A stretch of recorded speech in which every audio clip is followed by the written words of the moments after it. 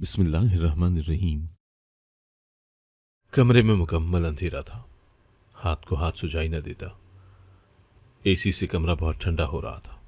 उसके बावजूद मेरी सास ने अपने साथ बिस्तर पर बर्फ रखी हुई थी। मुझे पहले ही ठंड लग रही थी, ऊपर से रही से ही कसर बिस्तर पर बर्फ ने निकाल दी थी। मैंने एसी की स्पीड कम करनी चाहिए, लेकिन सास ने मुझे कम करने न दी। यूं तो मेरी सास बहुत अच्छी थी, मुझे अपनी बेटी की तरह से रखती थी, बल्कि बेटियों से भी बढ़कर मुझसे प्यार करती थी। शायद उनकी कोई बेटी नहीं थी इसीलिए, मगर उनकी कुछ कुछ हरकतों से मुझे चिढ़ सी थी। लेकिन मैं उनकी वो तमाम हरकतें खामोशी से बर्दाश्त कर लेती थी। वो भी तो मुझे महारानियों की तरह से रखती थी। मेरे किसी काम में कोई मीख नहीं निकालती थी, और न ही कहीं आने जाने पर कभी मुंह बनाती या पाबंदी लगाती। मेरे शौहर दुबई में होते थे और घर में सिर्फ हम दो ही औरतें थीं। हम किराए के मकान में ही रहते थे। मेरी मकान मालकिन भी बहुत अच्छी औरत थी, लेकिन जैसे ही वो कभी हमसे किराया लेने या किसी और काम से आती, मेरी सास उनके सामने नहीं आती थी। और अगर कभी उन्हें मकान मालकिन का सामना करना पड़ता तो वो नकाब कर लेती थी। मुझे उनकी इस हरकत पर हैरत होती थी।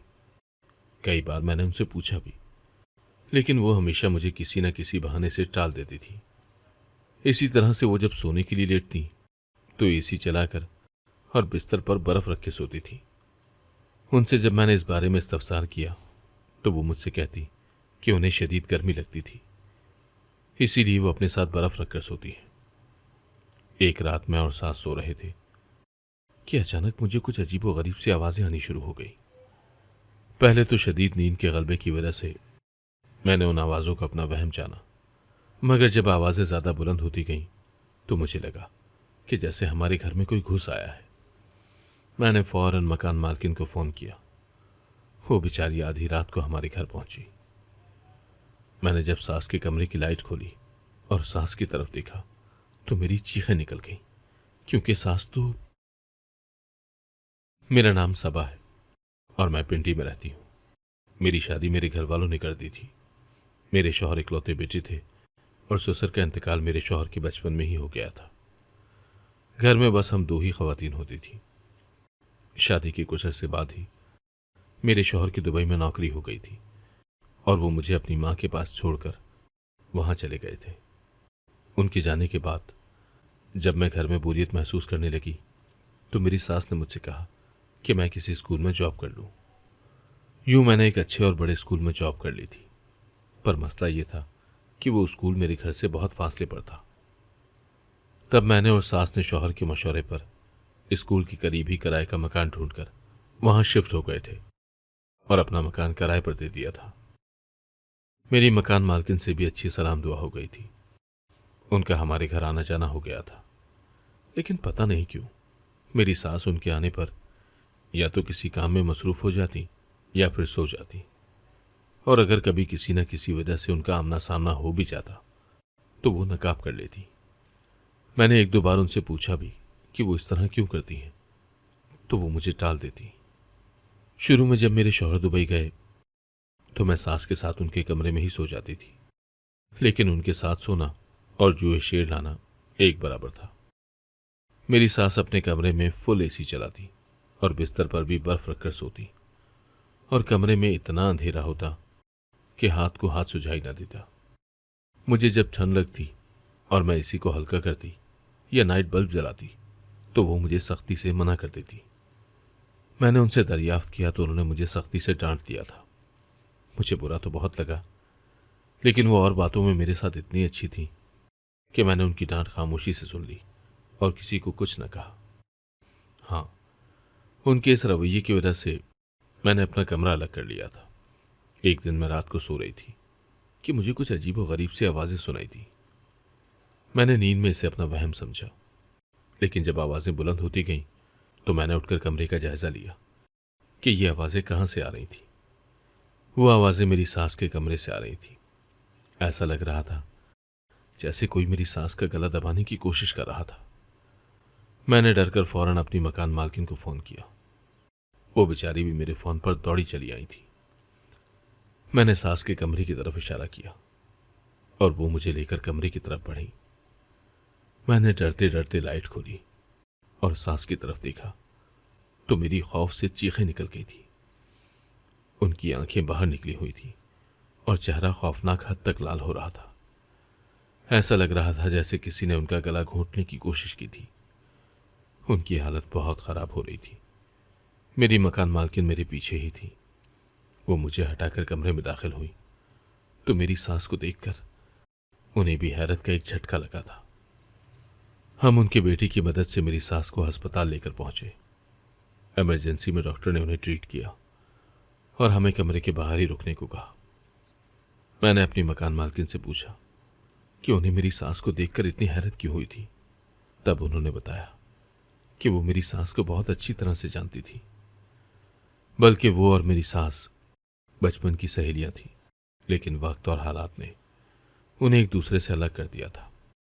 उन्होंने बताया कि मेरी सास ने बचपन से ही बहुत दुख और तकलीफें देखी थी। मेरी सास की वालिदा का इंतकाल हो चुका था और उनके वालिद ने दूसरी शादी कर ली थी। सौतेली माँ का रवैया अमूमन जैसा होता है, वैसे ही रवैया उनकी सौतेली माँ ने उनके साथ किया था, मगर वो कभी अपने ज़बान पर हुर्फ शिकायत न लाई थी। उनकी सौतेली माँ ने उन पर बहुत जुल्म किया था। उनकी पढ़ाई छुड़वाकर उन्हें बहुत छोटी उम्र में ही घर के कामों में जोत दिया था। एक दफ़ा मेरी सास ने अपने वालिद से सौतेली माँ की शिकायत की तो उनकी सौतेली माँ ने उनके वालिद के सामने तो उनसे माफ़ी मांग ली थी, मगर अगले ही दिन उनके घर से जाते ही उन्हें बहुत बुरी तरह से ज़दोकोब किया और उनसे कहा कि अगर वो दोबारा अपने वालिद से उनकी शिकायत करेंगी तो वो उन्हें जिंदा जला देंगी। मेरी सास अपनी सौतेली माँ से डरने लगी थी और फिर दोबारा कभी अपने वालिद से उनकी शिकायत न की थी। जब मेरी सास शादी की उम्र को पहुंची तो उनकी सौतेली माँ ने उनकी शादी एक नशेई और जुआरी से कर दी थी। वो उनको बहुत मारता पीटता था, उनको गलत कामों में मुलविस करना चाहता था। मेरी सास ने उसे बहुत बार समझाया बुझाया, लेकिन वो अपनी हरकतों से बाज ना आता था। जब मेरी सास ने अपने शौहर का रवैया अपने वालिद को बताना चाहा तो उनकी सौतेली माँ ने एक बार फिर यह कहकर उनके लिए तमाम रास्ते बंद कर दिए कि अब उनके वालिद में इतना दमखम नहीं रहा कि वो उनके घर के मसलों में अपनी जान हल्कान करते फिरे। मेरी सास एक बार फिर से उसी शख्स के रहम करम पर आ गई थी। अब तो उनका एक बेटा भी हो चुका था, लेकिन वो शख्स फिर भी नहीं बदला था। जब उनका बेटा कुछ बड़ा हुआ तो मेरे ससुर का इंतकाल हो गया था। मेरी सास एक बार फिर से बेआसरा हो गई थी। वो 2 बार अपने वालिद के घर गई तो उनकी सौतेली माँ ने उन्हें घर में घुसने तक न दिया था और वो बेचारी दरवाजे से ही वापस आ गई थी। मेरी सास ज्यादा पढ़ी लिखी भी नहीं थी कि उन्हें कोई नौकरी वगैरह मिल जाती। वो बेचारी दर दर की ठोकरी खाने लगी थी। मेरी सास के पास कोई ऐसा न था जिससे वो अपना गम बयान करती, सिवाय मेरी मकान मालकिन के। लेकिन वो तो खुद हालात से मजबूर थी, तो सिवाय उनकी दुख भरी बातें सुनने के और कुछ न कर सकती थी। लेकिन मेरी सास अपने बेटे को एक अच्छा मुस्तकबिल देना चाहती थी। वो नहीं चाहती थी कि उनका बेटा भी अपने बाप जैसा बने। मेरी सास दिन रात मेहनत मजदूरी करती ताकि अपने बेटे को आला तालीम दिलवा सके, लेकिन वो नाकाम ठहरती। एक दिन मेरी सास के पास उनके शौहर का दोस्त आया और उसने मेरी सास को अपने साथ काम करने की पेशकश की। मेरी सास के सर पर तो अपने बेटे का अच्छा मुस्तकबिल सवार था। उन्होंने बगैर कुछ सोचे समझे उस आदमी की काम की पेशकश मंजूर कर ली थी। जब मेरी मकान मालकिन को मालूम हुआ तो उन्होंने मेरी सास को बहुत समझाया, लेकिन मेरी सास ना मानी। तब उन्होंने मेरी सास से हर किस्म के ताल्लुकात खत्म कर लिए थे। मेरी सास भी अपने बेटे को लेकर वहां से चली गई थी। उन्होंने अपने बेटे को आला तालीम के लिए हॉस्टल में दाखिला दिलवाया। उस शख्स के हाथों अपनी इज्जत का सौदा कर रही थी।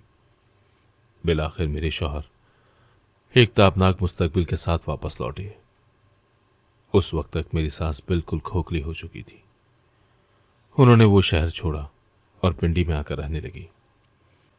अब उन्हें अपने बेटे के सर पर सहरा सजाने का शौक हुआ और यूं उन्होंने अपनी बेटी की शादी मुझसे करवा दी थी। जब मेरे शौहर नौकरी के लिए दुबई चले गए और मुझे घर में बोरियत होने लगी तो उन्होंने मुझे स्कूल में जॉब करने का मशवरा दिया था। असल में वो मुझे घर से ज़्यादा दूर रखना चाहती थी ताकि मुझे उनकी बीमारी के बारे में इल्म ना हो सके। वो कैंसर में मुब्तला हो चुकी थी और जब वो कैंसर की दवाएं खाती तो उनके जिस्म में से आग से निकलने लगती थी।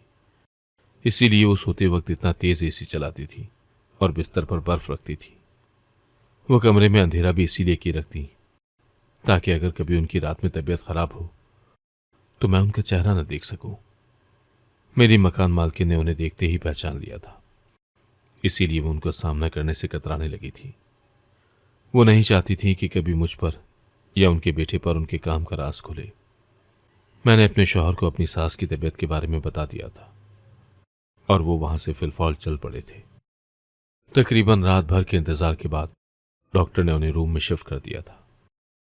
मैं जब उनके पास गई तो वो मुझसे नजर तक नहीं मिला पा रही थी। मेरी मकान मालकिन भी वहीं मौजूद थी। मैं उन दोनों को कुछ देर अकेला छोड़कर कमरे से बाहर चली गई थी। थोड़ी देर बाद जब मैं वापस लौटी तो मेरी सास ने मुझे इशारे से अपने पास बुलाया और बड़ी मुश्किलों से टूटे फूटे अल्फाज में मुझसे अपने बेटी के सामने उनके राज को अफशा ना करने का वादा लेने लगी। वो नहीं चाहती थी कि अब उनके आखिरी वक्त में उनके बेटे पर यह राज खुले कि उसकी मां कोई बुरा काम करती थी। मैंने उनसे वादा कर लिया था और वो फिर से रोने लगी थी। मैंने उन्हें बहुत समझाया कि वो इस तरह ना रोए, लेकिन उनके आंसू थमने का नाम न लेते थे। मेरे शौहर के पहुंचने से पहले ही एक दफा फिर उनकी तबीयत बिगड़ी थी। डॉक्टर उन्हें लेकर फौरन आईसीयू गए, लेकिन इस बार वो जां पर ना हो सकी और अपने खालिक की हकीकी से जा मिली। मेरे शौहर ने दुबई की नौकरी से इस्तीफा दे दिया था और अपने मुल्क में ही दूसरी नौकरी कर ली थी। उनको आज भी नहीं मालूम कि उनकी मां की मौत की असल वजह क्या थी। वो बस यही जानते हैं कि उनकी मां को कैंसर हुआ था। कुछ अरसे बाद मेरे शौहर ने नौकरी छोड़कर अपना कारोबार कर लिया था, जो खूब तरक्की करने लगा। आज हम अपने बड़े से घर में 4 बच्चों के साथ बहुत खुशहाल जिंदगी गुजार रहे हैं।